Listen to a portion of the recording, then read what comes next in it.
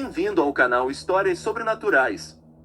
Prepare-se para mergulhar em relatos arrepiantes, lendas urbanas, encontros sobrenaturais e fenômenos que desafiam a lógica. Então vamos para o relato 1, A Mulher do Nevoeiro. João era caminhoneiro há mais de 15 anos e conhecia cada curva das estradas brasileiras. Naquela noite, ele estava transportando uma carga de móveis de São Paulo para o interior de Minas Gerais. A viagem era longa, mas ele estava acostumado. Era uma madrugada fria e chuvosa, e João dirigia pela BR-116, uma estrada conhecida por suas curvas perigosas e trechos isolados. A neblina estava densa, tornando a visibilidade quase nula. Ele reduziu a velocidade e ligou os faróis de neblina, tentando manter o caminhão estável nas curvas fechadas. De repente, uma figura apareceu no acostamento, uma mulher vestida de branco, completamente encharcada pela chuva. Ela estava parada ali, imóvel, olhando fixamente para o caminhão. João sentiu um calafrio percorrer sua espinha e quase perdeu o controle do veículo. Mas que diabos, murmurou, tentando desviar o olhar para não perder a concentração. Ele passou pela mulher e, ao olhar pelo retrovisor, percebeu que ela ainda estava lá, parada, observando-o. Seu coração disparou. Algumas horas depois, a chuva diminuiu e a neblina começou a se dissipar. João estava aliviado por ter superado aquele trecho perigoso. No entanto, sua tranquilidade foi interrompida quando ele avistou um carro parado na beira da estrada. O veículo estava com o capô levantado, indicando que havia quebrado. João parou o caminhão e desceu para oferecer ajuda. Quando se aproximou do carro, viu uma mulher sentada no banco do motorista. Ela estava chorando silenciosamente. Moça, posso ajudar em alguma coisa? Perguntou João. A mulher olhou para ele com olhos vazios e respondeu. Não se preocupe, já estou bem. João ficou desconcertado, mas decidiu não insistir. Ele voltou para o caminhão e seguiu viagem. Na manhã seguinte, João chegou ao destino e entregou a carga.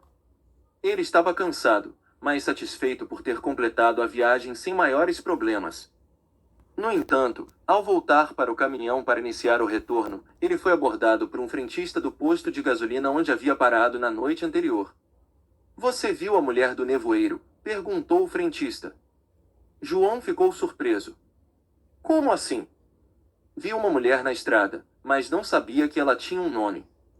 O frentista explicou que a mulher era uma lenda local. Dizia-se que ela aparecia para motoristas solitários, especialmente em noites de neblina, e que sempre desaparecia antes que alguém pudesse ajudá-la.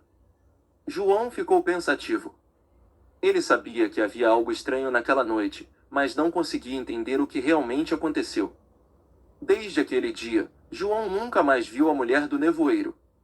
No entanto, ele sempre quebrou o protocolo e parou para ajudar motoristas em dificuldades, especialmente em noites de neblina. Ele acreditava que, de alguma forma, estava retribuindo a ajuda que recebeu naquela noite misteriosa. Relato 2. O elevador do subsolo, andar -7. Trabalho como auxiliar de manutenção num prédio comercial antigo, daqueles com porões, subsolos e elevadores que rangem quando se movem. Um dia, por curiosidade, entrei no elevador de serviço após notar um botão escondido sob o painel, -7. Nunca tinha visto aquilo antes. Apertei. A descida foi longa, mais de 5 minutos, e o elevador não fazia barulho. O visor não indicava andar algum. Quando a porta se abriu, era como se eu estivesse em outro prédio, corredores intermináveis, sem janelas, com uma luz branca que não tinha fonte. As pessoas que caminhavam ali pareciam normais, mas estavam descalças, com expressões vazias e olhos leitosos. Tentei voltar. O elevador havia sumido. Um homem me parou e disse: Se correr, você atrai eles. Se parar, eles te levam. Escolha. Passei horas, ou talvez dias, tentando encontrar uma saída. Quando finalmente reencontrei o elevador, o botão -7 havia desaparecido. Estou de volta, mas sinto que parte de mim ficou lá. Desde então, sempre quando desço para o subsolo ouço o elevador chegando sozinho. Relato 3. O mistério da Serra do Cipó. Era uma noite fria de junho em Pedra Branca, uma pequena comunidade encravada na Serra do Cipó, em Minas Gerais. O vento cortante sibilava entre as árvores, e o céu estrelado parecia mais distante do que nunca. 4 jovens se preparavam para uma aventura que, segundo os mais velhos, era mais do que uma simples caminhada, era um desafio à lenda que assombrava a região há gerações. Vocês acreditam mesmo nessas histórias de bruxa? Perguntou Lucas, o mais cético do grupo, enquanto ajustava sua mochila. Claro que não, respondeu Júlia, rindo. São apenas contos para assustar crianças. Então vamos provar que não passa de superstição, disse Rafael, com um sorriso desafiador. O grupo seguiu pela trilha estreita que levava à Pedra da Bruxa, uma formação rochosa que, à luz da lua cheia, parecia realmente o perfil de uma mulher encapuzada. Segundo a lenda, Maria Conga, uma curandeira acusada de bruxaria, havia sido queimada viva ali há mais de 100 anos. Antes de morrer, jurou vingança e prometeu retornar nas noites de lua cheia para assombrar os que ousassem pisar sua terra. Ao chegarem à base da pedra, o ambiente parecia estranho. O vento cessara, e um silêncio profundo tomava conta do lugar. De repente, uma neblina espessa começou a se formar ao redor deles. "O que é isso?" perguntou Júlia, com a voz trêmula. Antes que alguém respondesse, uma figura apareceu diante deles. Era uma mulher alta, com pele esverdeada, cabelos longos e desgrenhados, e olhos que brilhavam como fogo. Ela estava vestida com um manto negro que parecia absorver a luz ao redor. "Vocês ousaram desafiar minha terra", disse a mulher com uma voz que ecoava nas pedras. O grupo ficou paralisado de medo. Lucas tentou falar, mas as palavras não saíam. Rafael deu um passo à frente, tentando parecer corajoso. Nós não acreditamos em lendas", disse ele, tentando manter a voz firme. A mulher sorriu, mas o sorriso não alcançou seus olhos. "Então provem que estão certos", ela disse, desaparecendo na neblina. Na manhã seguinte, os moradores de Pedra Branca encontraram as mochilas do grupo na base da Pedra da Bruxa, rasgadas e cobertas de fuligem. Não havia sinais de luta ou sangue, apenas pegadas descalças que levavam até a beira do penhasco e desapareciam. "A Pedra da Bruxa tem suas próprias leis", disse Dona Zefa, uma senhora idosa da comunidade. "Quem desrespeita a memória de Maria Conga paga o preço." Desde então, ninguém mais ousa subir a Pedra da Bruxa nas noites de lua cheia. Até hoje, alguns moradores juram ouvir sussurros vindos da serra nessas noites, como se Maria Conga ainda caminhasse por lá, protegendo sua terra dos que não respeitam os mortos. Relato 4. A passageira da noite. Era uma noite fria de junho, e o taxista Marcos se preparava para mais uma jornada pelas ruas desertas de Belém do Pará. O rádio tocava uma música suave, e a luz amarelada do farol iluminava as ruas vazias. Ele sabia que as madrugadas eram imprevisíveis, mas nada o preparou para o que estava por vir. Enquanto dirigia pela Avenida Nazaré, Marcos avistou uma jovem parada na calçada.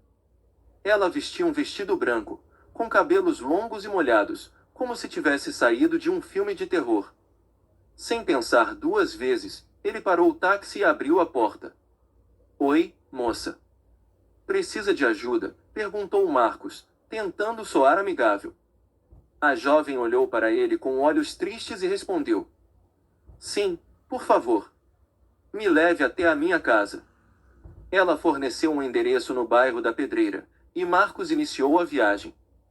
Durante o trajeto, a jovem permaneceu em silêncio, olhando pela janela com um olhar distante. Ao chegar ao endereço indicado, Marcos percebeu que a casa estava vazia e em ruínas. A fachada estava coberta de musgo, e as janelas estavam quebradas. Ele olhou para a jovem, que já não estava mais no banco do passageiro. "Moça", chamou Marcos, mas não obteve resposta. Confuso e um pouco assustado, ele desceu do táxi e se aproximou da casa. Foi então que notou uma placa de metal enferrujada na entrada, com o nome Cemitério da Saudade. O coração de Marcos disparou. Ele se afastou rapidamente e entrou de volta no táxi. Antes de fechar a porta, olhou para trás e viu a jovem parada na entrada do cemitério, acenando para ele. Marcos deu partida no táxi e acelerou, deixando o local para trás. No dia seguinte, Marcos decidiu investigar o ocorrido. Ele foi até o endereço indicado pela jovem e descobriu que a casa havia sido destruída há anos, vítima de um incêndio que matou uma jovem mulher chamada Josefina Conte. Segundo os moradores locais, ela costumava pegar táxis à noite e pedir carona até o cemitério, onde desaparecia misteriosamente. Marcos ficou chocado ao descobrir que a jovem que ele havia encontrado na noite anterior era, na verdade, o espírito de Josefina, ainda vagando pelas ruas de Belém em busca de paz. Relato 5. O acampamento assombrado. Era uma tarde quente de verão quando 6 amigos, Gabriel, Felipe, Esther, Davi, Henrique e Raika, receberam um convite para um acampamento em uma área isolada da floresta. Entusiasmados com a ideia de se afastar da rotina e explorar a natureza, aceitaram sem hesitar. Vai ser incrível! Nada como uma noite ao redor da fogueira, contando histórias de terror, disse Davi, sempre o mais animado. Montaram as barracas, acenderam a fogueira e começaram a noite com risadas e histórias assustadoras.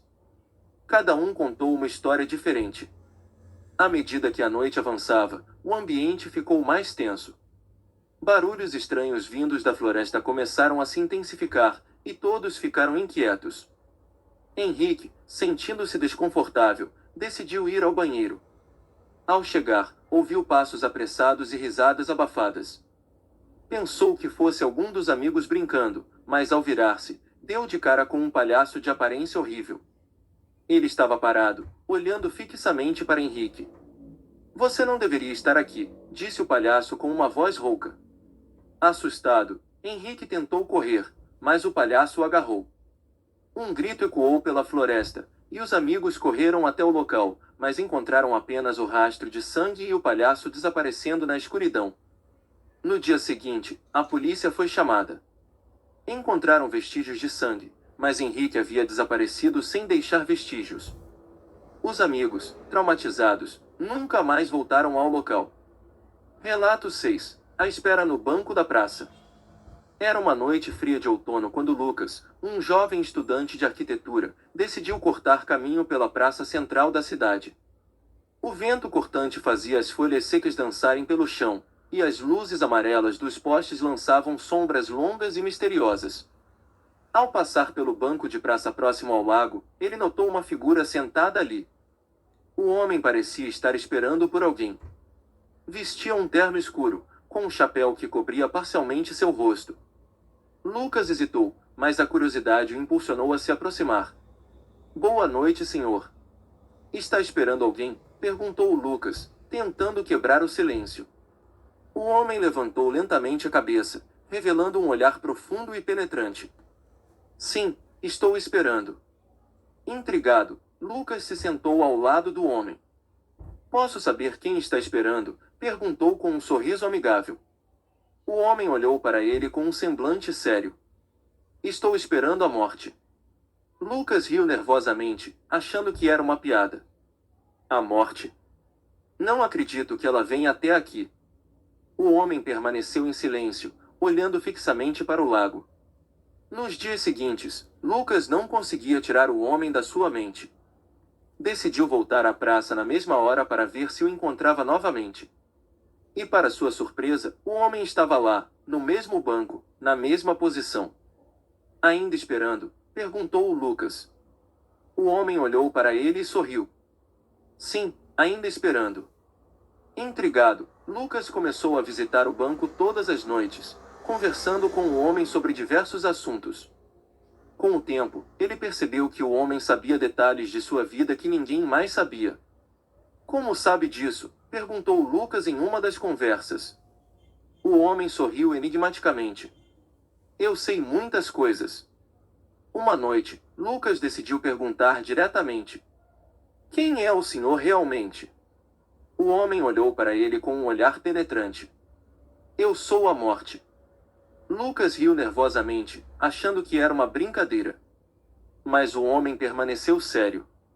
Você não acredita em mim? Claro que não. O homem levantou-se lentamente e caminhou até o lago. Lucas o seguiu, curioso.